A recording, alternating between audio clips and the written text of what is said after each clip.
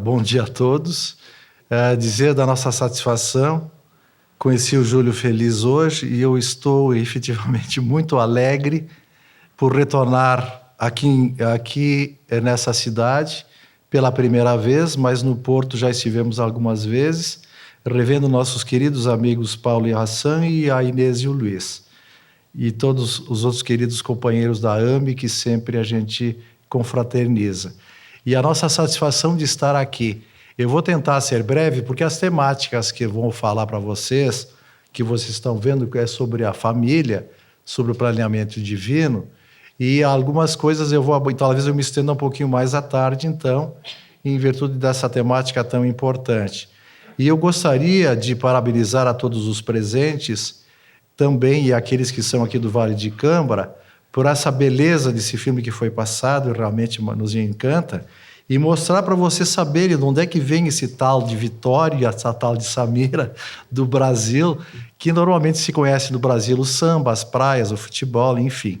E eu sempre brinco quando me anunciam, porque quando a gente sai do Brasil, a gente vira conferencista internacional, mas eu sou um gremista convicto, né? Porque meu time é o Grêmio, né? Então eu sempre brinco, internacional sim, mas eu sou gremista, sempre serei, né? Então assim, todos nós sabemos que confraternizamos também na área do futebol e a gente ficou muito feliz também pela realização da concretização de Portugal quando ganhou o campeonato europeu, né? E a gente admira muito o futebol, principalmente do Cristiano Ronaldo, que é um ídolo de todos vocês e nós, é um ídolo mundial, né? É um fenomenal. Bom, mas voltando, eu só quero mostrar para vocês, então eu trouxe a foto de vocês aqui do Vale de Cambra, e nessa interação que a gente adora entre Brasil e Portugal, nessa irmandade que nos une e sempre nos uniu, e eu trouxe aqui para mostrar para vocês onde é que fica o Brasil. Vocês sabem, nós somos do sul, aqui, Rio Grande do Sul. O Rio Grande do Sul faz divisa com a Argentina, o Paraguai, o Uruguai, e ele e nós temos também as 4 estações. Vocês estão agora chegando no verão, nós estamos chegando no inverno. Nós estamos no final agora do outono e iniciando o inverno. Aqui é Porto Alegre, a capital, e a gente gosta sempre de salientar que o Rio Grande do Sul, Porto Alegre, que é a nossa capital, tem 2 milhões de habitantes, ela foi fundada por casais açorianos. Então, ela tem um grande grupo de portugueses. Eu fiz a minha formação na cidade de Rio Grande, aqui, que é eminentemente portuguesa, que é um encanto, e Pelotas. E nós, então, Bento Gonçalves fica um pouquinho assim, a 120 quilômetros de Porto Alegre. Ela é considerada a capital brasileira do vinho, aqui é o estado, com as características regionais, rapidamente. Então, Bento, a entrada da cidade é uma pipa, né? Em homenagem à capital brasileira do vinho. Então, lá também nós temos, não os vinhos tão maravilhosos como aqui, mas temos vinhos também muito maravilhosos. E está gravado, vai passar lá e o pessoal, meus amigos do vinho, vão me cobrar. Aqui é uma vista da cidade e aqui que eu e a Samira moramos. Tá? Aqui é uma das vistas da cidade de Bento Gonçalves, uma cidade de 120 mil habitantes. Ela é uma cidade próspera, tem muita coisa em comum com aqui que eu vi, inclusive na área industrial, e na área agropecuária, mas principalmente na região da região vitivinícola, que é própria da nossa região, é um dos grandes atrativos brasileiros. Estão convidados, quando forem ao Brasil, não deixem de ir para a Serra Gaúcha. É fantástico, é muito bonito. Tá bom? Aqui é uma vista também, nós temos belezas, é a curva da Ferradura, do nosso Rio das Antas. Vocês têm o Douro espetacular. E aqui as vinhas, aqui é um local, uma parte do Vale dos Vinhedos. Só para ilustrar. Bom, vamos falar então um pouquinho sobre o planeamento divino. A Samira falou com muita clareza sobre o entendimento que temos através da ciência e dessa doutrina maravilhosa espírita que nos aclara a necessidade de entendermos o quão responsáveis nós somos por nós mesmos. Mas, sobretudo, a necessidade que entendamos desse Criador, desse Deus, desse nosso Pai, e principalmente dessa organização, desse planeamento divino, que possamos compreender de uma maneira muito concreta, através das nossas ações, dos nossos atos, os compromissos que nós assumimos, os prejuízos que causamos, os créditos que necessitamos também receber através das nossas ações e dos comprometimentos que nós temos em relação às pessoas que convivemos. E cada vez que nós nos aprofundamos, cada vez que nós começamos a entender mais e mais a organização divina, vemos quão fundamental é a família. Porque a família é a essência de tudo. Então, à medida que nós conseguimos entender neste planeamento, nós vamos entender das nossas responsabilidades e das consequências dos nossos atos que criamos ou dos benefícios que causamos e amealhamos em nosso íntimo.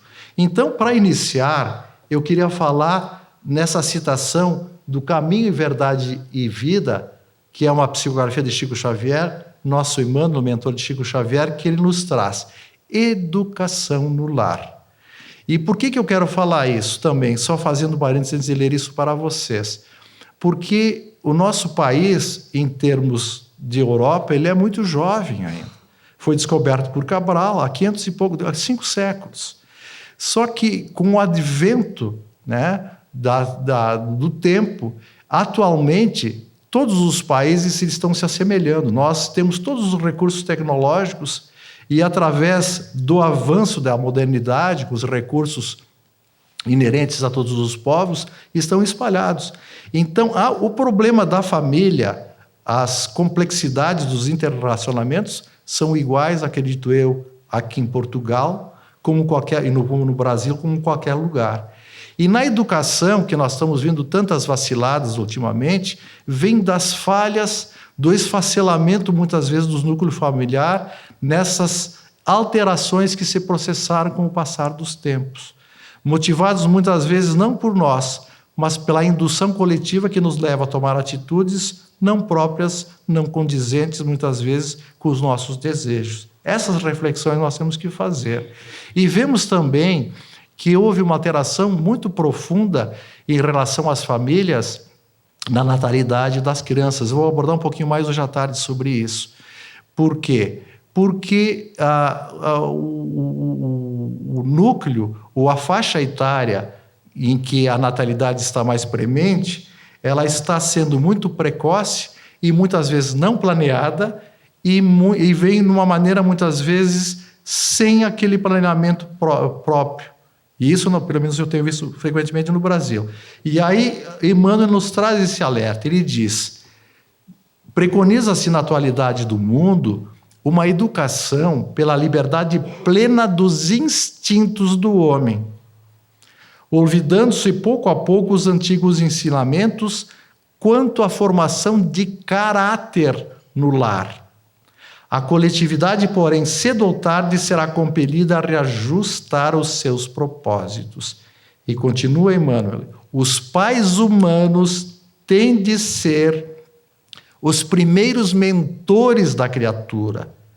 Da sua missão amorosa decorre a organização do ambiente justo.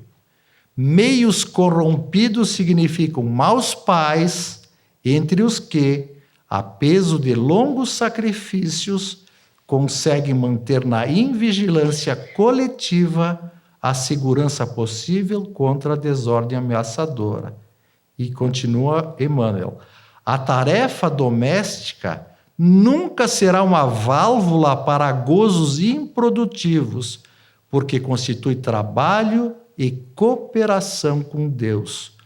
O homem ou a mulher que desejam ao mesmo tempo ser pais e gozadores da vida terrestre, que nós vemos atualmente, vêm os filhos, mas os pais, principalmente mais jovens, não querem, não têm opção, não têm o planeamento para entender que no momento que eu gero um filho, mudou minha vida. E o que se vê, nós terceirizamos nossos filhos das mais variadas maneiras, muitas vezes até deixando com os próprios avós a missão nossa de educadores para gozar a vida, ou só vivendo em função do trabalho.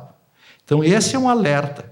Eles estão cegos e terminarão seus loucos esforços, espiritualmente falando, na vala comum da inutilidade. E conclui dizendo: ouçamos a palavra do Cristo. E se tendes filho na terra, guardai a declaração do mestre como advertência. Então, esse entendimento, esta profundidade desses ensinamentos, desse alerta que o Emmanuel nos dá, faz que reflitamos. Nós que somos pais, ou nós que somos avós, e aqueles que porventura estão prestes a serem pais, da importância da responsabilidade na educação. Nós vemos falhas, sim, muito severas, diferentemente da nossa época, em que nós respeitávamos os nossos pais. Hoje nós temos uma geração de pais que não querem ser pais simplesmente, querem ser amigos. E os nossos filhos necessitam de pais. E eu sempre brinco, porque se não fosse assim nesse planeamento, primeiro viriam os filhos para depois educarem os pais. Então nós estamos vendo uma alteração muito profunda e nós vamos abordar um pouco isso hoje à tarde. Mas continuando, para não tomar muito tempo, para nós sermos mais breves, nós vamos ver na questão 383 do Livro dos Espíritos, que Kardec pergunta à espiritualidade em temas relacionados à família. E para saber qual é para o espírito a utilidade de passar pelo estado de infância, por que nós todos e nossos filhos chegam até nós num corpinho físico, totalmente dependentes, porque todos também sabemos que o único ser, né, que depende integralmente da mãe é o ser humano, né? Diferentemente dos outros mamíferos, que já caminham, já mamam, enfim. É totalmente independente.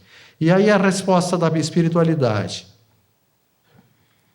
O espírito se encarnando para se aperfeiçoar é mais acessível durante esse período. As impressões que recebe, que podem ajudar o seu adiantamento, para o qual devem contribuir aqueles que estão encarregados. Então, é por isso que o espírito vem, porque praticamente com a lei do esquecimento nós sabemos, ele vem como se fosse uma página em branco, para ser, através do amor e da educação dos pais, reimprimirem valores e reeducar a criança. E continua Kardec perguntando, na questão 379, o espírito que anima o corpo de uma criança é tão desenvolvido como o de um adulto? Que é uma grande questão. E olha que eles respondem à espiritualidade. Pode ser mais se mais progrediu. Não são senão os órgãos imperfeitos que o impedem de se manifestar. Ele age de acordo com o instrumento com a ajuda da qual pode se manifestar. Por isso que nós estamos vendo crianças que nascem extremamente capazes, extremamente inteligentes, que muitas vezes perturbam os próprios pais, achando muitas vezes pela sua precocidade que eles efetivamente têm que comandar. Nós sabemos que nós espíritos já fomos criados há muito tempo, já demanda muito tempo de nossa criação, e muitas vezes os filhos que recebemos são mais idosos, assim diria, né? Têm um tempo maior de existência muitas vezes que os nossos. Mas tudo está relacionado com comprometimentos que temos nessa lei de causa e efeito, inerentes a nós e inerente aos nossos relacionamentos. Sempre nas leis de crédito e débito, é a lei de causa e efeito.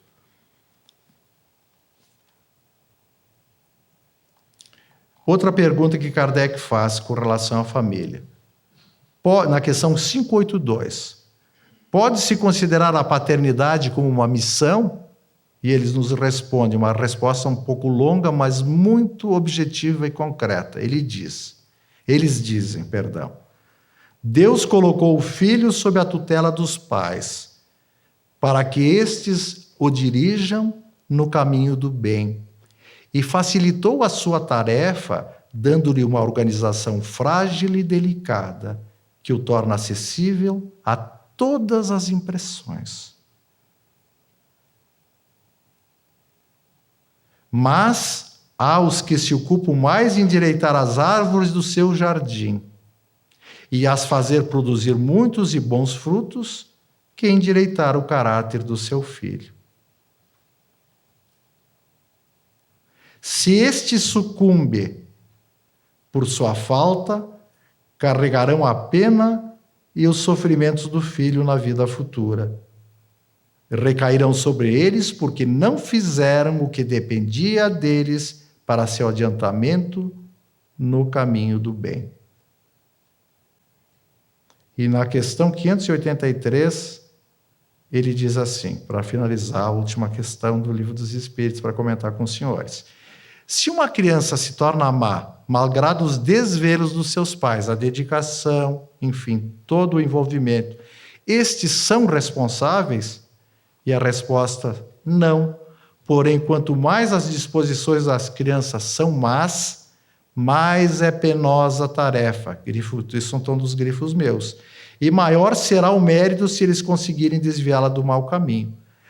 Então, nós temos que entender. Muitas vezes eu falo com amigos que têm os seus filhos, alguns já têm os seus netos, e vêm, muitas vezes, com grande dificuldade porque creem que as crianças estão muito capazes e não têm dificuldade.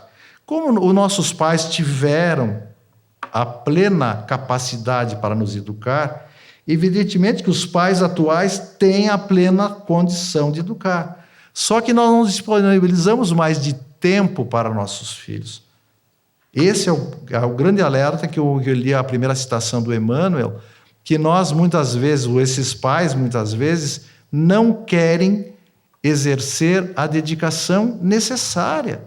Porque se nós já tivemos uma preparação através dos nossos pais, nós nos capacitamos sim, embora não exista a fórmula, exista sim um consenso entre o casal, não existe uma bula para educar os filhos, mas existe o exemplo maior dos pais nesta dedicação. Então, muitas vezes, nós ficamos muito assoberbados em nossas atividades, em nosso trabalho, e não entendemos da necessidade, principalmente na primeira infância, que é vital na construção da educação de nossos filhos, dedicarmos mais tempo a eles. Porque depois dessa fase da primeira infância, da segunda infância, se torna muito mais difícil. Então, nós vemos, assim, com muita dificuldade, pais que dizem, eu não consigo mais aturar o meu filho. Ele me dá um trabalho danado, eu não sei mais o que fazer. Sim, que idade dá teu filho? 3 anos. 2 anos. Eu não vou falar aqui, vou falar em outro local sobre a dependência da tecnologia, que lamentavelmente está muito grande, com as graves consequências que estão sendo geradas para nossas crianças. Então, nós vemos essas dificuldades. Por outro lado, nós estamos enfrentando uma grande problemática da dependência química, das dependências das drogas. Isso é a nível mundial. Está alarmante. Nós estamos perdendo o nosso jovem pelas drogas. Nós estamos perdendo o nosso jovem pelo suicídio. Na Europa, nós sabemos que de 14, 15 anos a 29, a maior causa de morte é o suicídio. O que está havendo? Não é momento, eu sei que vai ser falado sobre o suicídio já tarde, mas é uma temática que nós abordamos e abordamos seguidamente sobre isso. Nos preocupa. Nós sabemos que através da baleia azul, que movimentou o mundo agora, esta gravidade dessa praga que se espalhou, ela trouxe um rastro de morte por trás disso, mas, por outro lado, trouxe um grande alerta, porque Jesus já nos diz, já é necessário que venham os seus males, mas ai por quem os males venham. Há necessidade de os pais no mundo acordarem.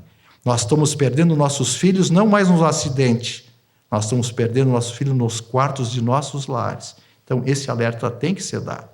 Mas, voltando para a palestra, propriamente, falar um pouco sobre a família consanguínea. A família consanguínea, então, na era dos espíritos,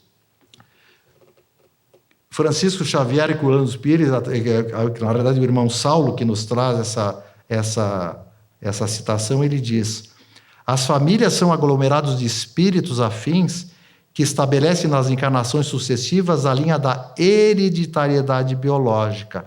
Então, é através deste planeamento que tudo se formata em relação aos nossos compromissos kármicos, em relação às nossas enfermidades, em relação a esses resgates que todos nós temos que realizar. E que sempre com as dificuldades que temos, efetivamente nós vamos crescer. Porque as famílias são todas iguais, a gente vive repetindo e todos nós sabemos, mas não aceitamos. Só muda de endereço. Porque tem aquele que agrega, tem aquele que desagrega, tem aquele que disputa o melhor lugar, todos nós somos egoístas, mas lá tem aquele extremamente egoísta que quer toda a atenção para ele, e assim vai. Então nós estamos nesse caldeamento de emoções para exercer a nossa capacidade de deixar aflorar em nós as virtudes, que é a tolerância, a paciência. Porque o próprio casal, quando se une pela paixão, que depois se torna amor, muitas vezes já a paixão e o amor estão juntos. Então, no primeiro momento, tudo é maravilhoso, mas depois, no dia a dia, que as coisas realmente começam a se complicar, nesse caldeamento de emoções e de situações. Então, ele nos diz, aqui é o Divaldo Franco e a Joana de Ângeles, através do Divaldo Franco, nesse lindo livro que eu recomendo também, que é o SOS Família, ele diz: atados por compromissos anteriores, retornam ao nosso lar não somente aqueles seres a quem amamos, senão aqueles outros a quem se deve o que estão com dívidas. Então, por isso que nós temos muitas vezes tantas dificuldades. Nós temos aquele filho que nós mais nos afinamos. Nós temos aquele que parece tudo que nós fazemos nunca está sempre em choque. Então, nós temos que parar para analisar.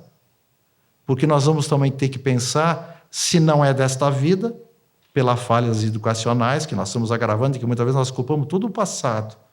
O problema kármico que vem em nossos débitos antigos. Mas muitas vezes nós estamos querendo débitos de agora, nesses confrontos. Quando nós não começamos a educá-los desde a tenra idade. Os familiares desagradáveis são hoje o que deles fizemos ontem. Nada acontece por acaso sem razão em nossas vidas. Por isso Emmanuel diz, talvez o contato deles agora nos desagrade pela tisna de sombra que já deixamos de ter ou de ser. Então temos que parar e analisar. Então quando nós fazemos essa reflexão, essa autoanálise, porque normalmente o que acontece?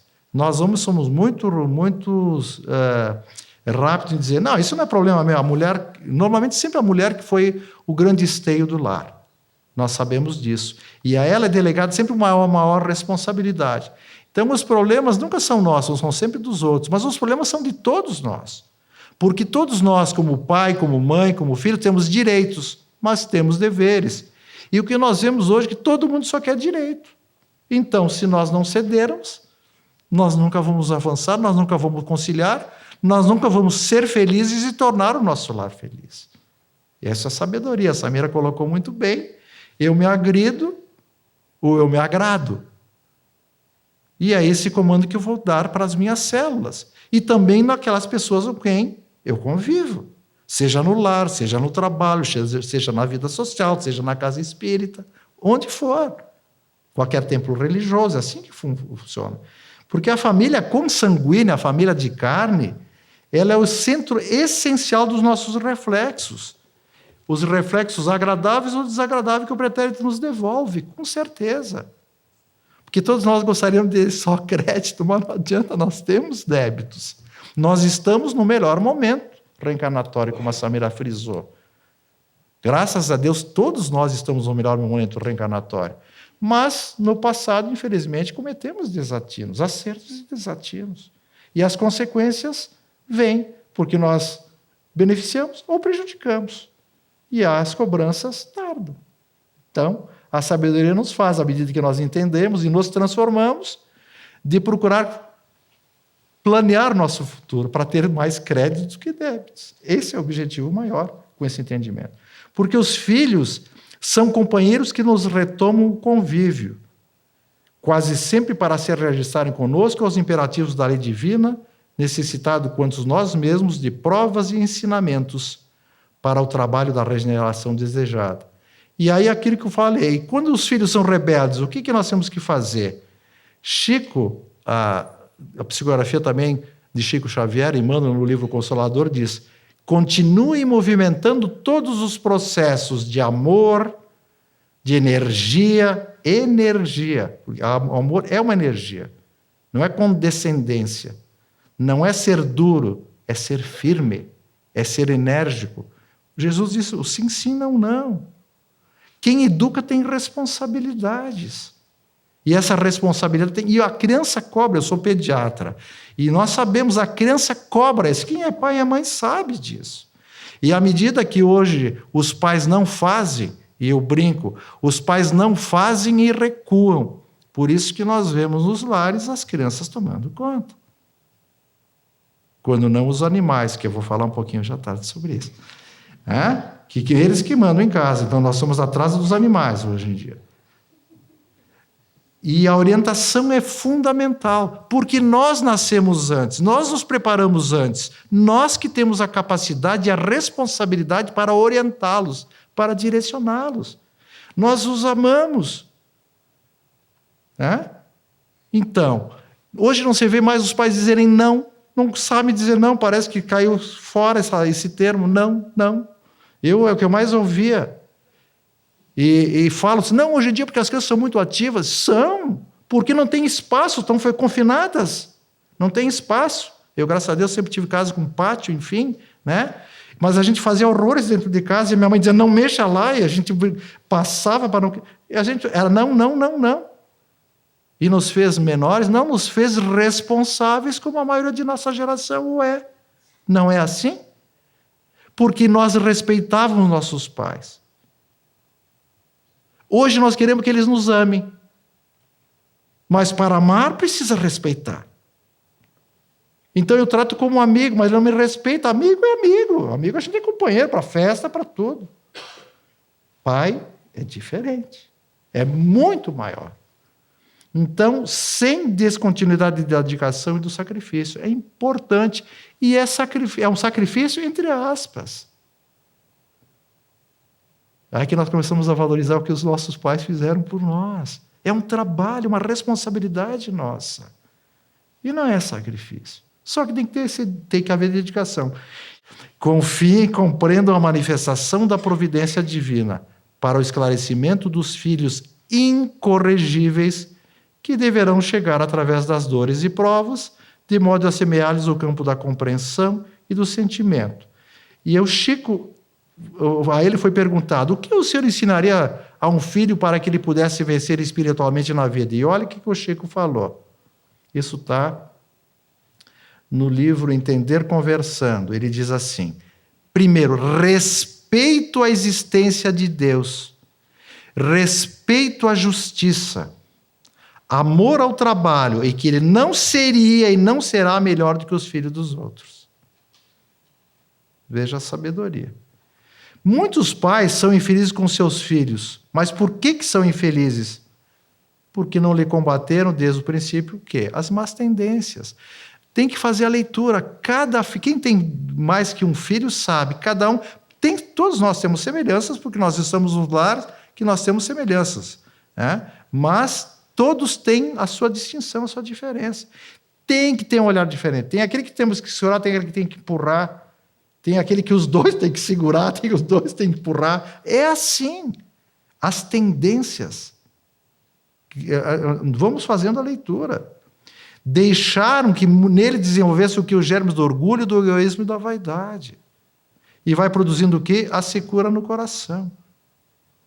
Colhem o que semearam. Admiram-se e se afligem com o comportamento e a ingratidão deles. Eu estou preocupado no país, eu sempre digo lá, vocês não têm essa problemática, essa grande diferencial entre pobreza e riqueza. No nosso país, infelizmente, com tantos males sociais, vocês acompanham através de imprensa, que foram muito agravados pela improbidade administrativa, para não entrar em mais delongas, que foi semeado no nosso país. Então, a gente vê com muita preocupação nesse diferencial, esses sofrimentos que acontecem. Porém, nós temos que entender que há necessidade social de termos asilos.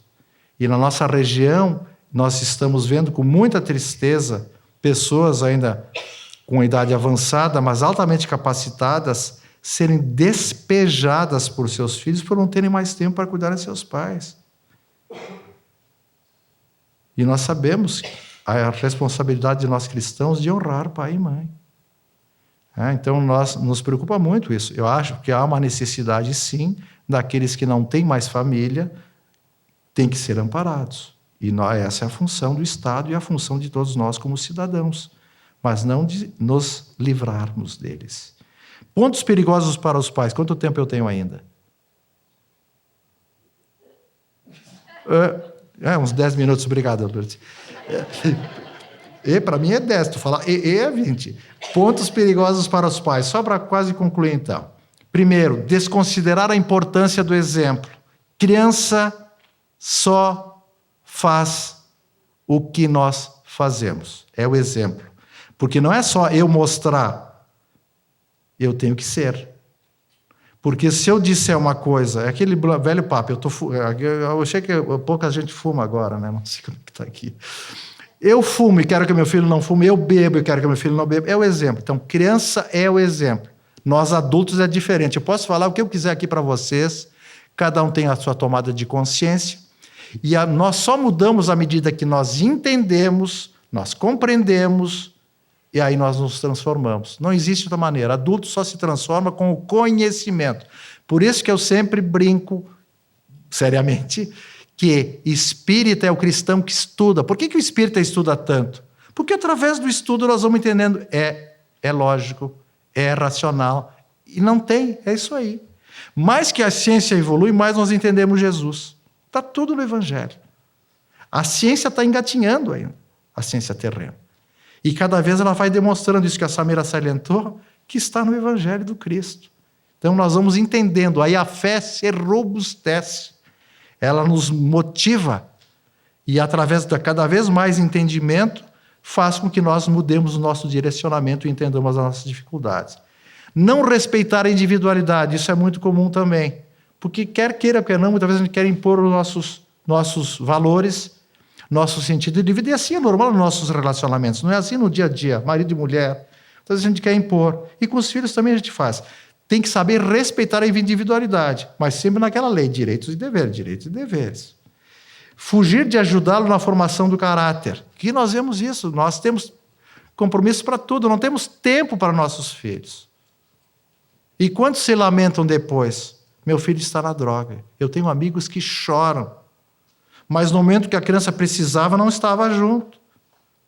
Porque tem que estar presente, quem ama está presente. Já dizia Samitiba, um grande psiquiatra brasileiro, desencarnado há 2 anos, fantástico, quem ama educa, uma série de livros fantásticos que eu recomendo na literatura, ele dizia, tem que estar em cima, tem que estar vigilante. Quarto, deixar de orientá-los em torno do mundo e da vida. Nós temos experiência. Claro, a gente sabe que na adolescência é mais difícil. Mas quando tu constrói no teu lar, com teus filhos, uma harmonia de confiança, de amor, eles vão te ouvir sempre. E na adolescência é a fase mais crucial. Então, orientá-los. Porque nós dando uma base, depois eles estão prontos para ir para o mundo. Porque hoje nós falamos, o quintal da casa é o mundo. O jovem, a gente está no mundo. Não lhes pedir trabalho e cooperação. Tem que ter responsabilidades. Hoje nós só damos. Que a gente brinca. O que essa geração vai construir? Nós, tudo que temos agora, esse avanço tecnológico, tudo foi criado pela nossa geração. O que eles estão dando para nós? O que eles vão legar para nós? Eu vejo, gente, eu sou otimista. Eu vejo que a missão do jovem é diferente. O jovem de hoje vem para romper as fronteiras. Eles vêm nessa irmandade, falamos inclusive ontem num papo informal entre nós amigos sobre isso, que eu vejo há muito tempo, esses jovens que estão, parece sempre em turismo, mas nessa mescla de nacionalidades derrubando as fronteiras. Isso é para resgatar a fraternidade, para que não ocorra mais essa criminosa e nefasta atitude que temos, parece que não é conosco ali na Síria, ali na África, ali na América. Nós somos irmãos, um abraçando o outro. E o jovem vem nessa função, mas tem que ser direcionado por nós, é a nossa responsabilidade.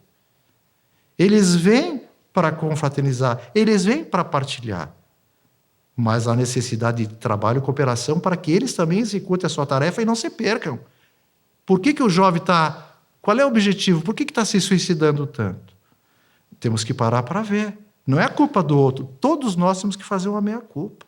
É responsabilidade de todos nós. Repreender por capricho, deixar de corrigir. Normalmente a gente sempre repreende na hora errada. Porque na hora que precisa, eu não tenho tempo. Normalmente é assim que acontece, e é grave. Sim. Conceder... 5 minutos? Agora foi, senti esses 5 bem firme. Conceder-lhes facilidades sem créditos. Eu tenho um exemplo na família. Criança que estuda, se passou, não tem crédito. É uma obrigação. Mas os pais, passou, tem que vai onde quer ir para... Eu estou falando criança, né? Vai para Disney. Mas o outro irmão rodou. Eu fiquei com peninha, ele foi também. Né? Hoje em dia, lá no Brasil, está assim. Os estudantes não podem rodar. Então, aqueles inteligentes, dedicados, se esforçam, tiram notas boas, e o cara que não faz nada passa igual. Agora, você foi estudar para quê? Eu acho que aqui na Europa está diferente, né?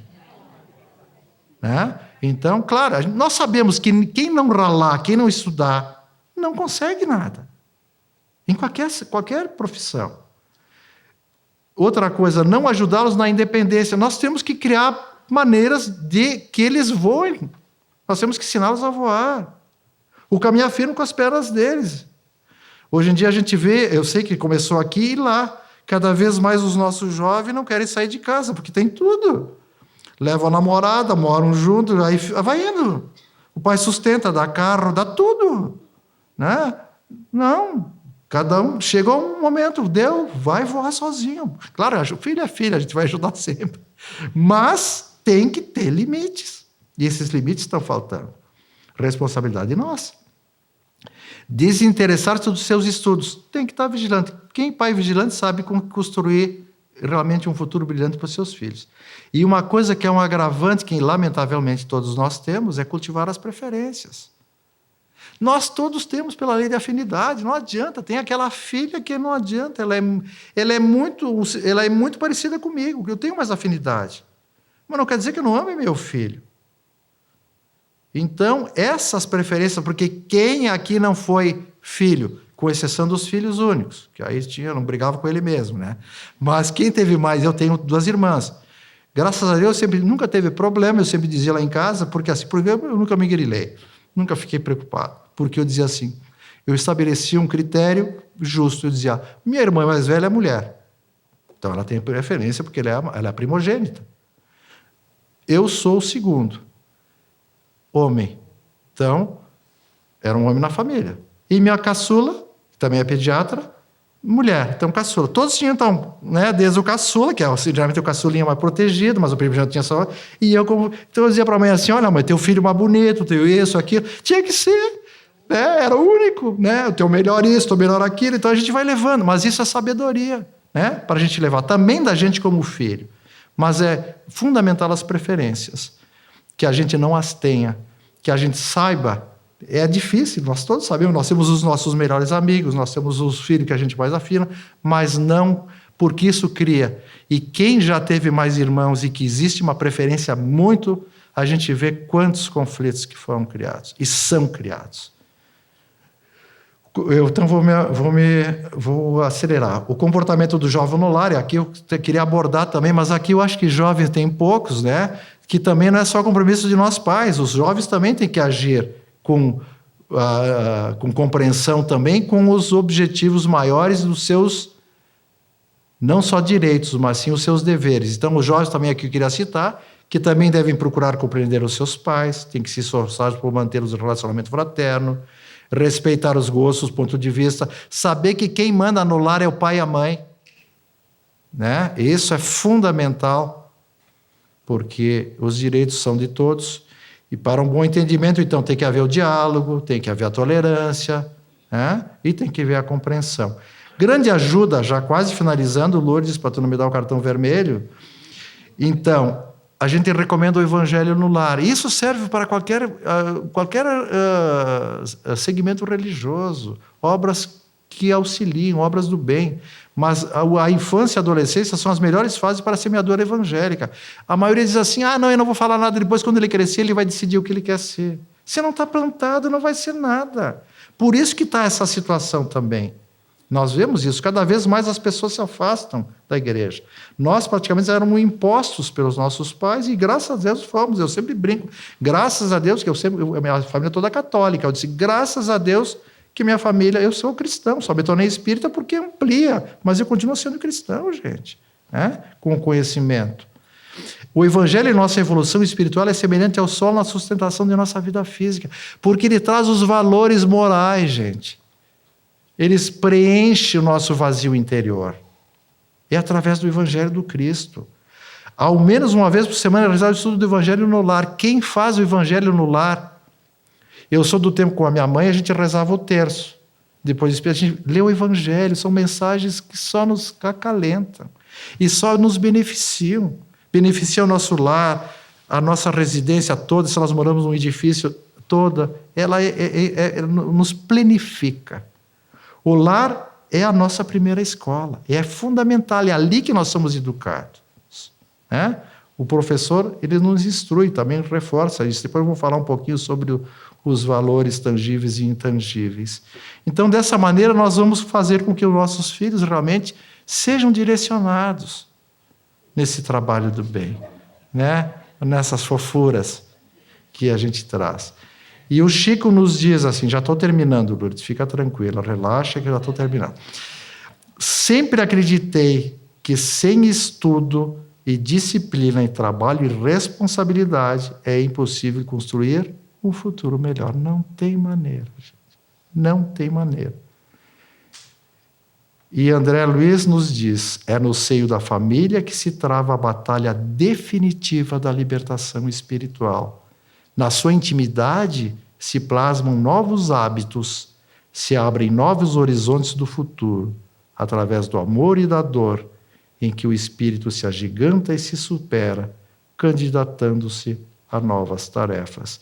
Então, que possamos, ao finalizar, dizer que entendamos a importância que temos como pais, como os avós, como filhos, nesse planeamento que Deus propicia, para que nós construamos em nós a nossa felicidade e que nós, através desses relacionamentos, possamos permear em nós e nas pessoas que amamos o nosso melhor, para que desse modo, sim, nós possamos construir o mundo que todos almejamos, sem fronteiras, um mundo de amor, um mundo de solidariedade, um mundo de fraternidade. É isso que eu quero e é isso que eu desejo para todos os senhores. Obrigado.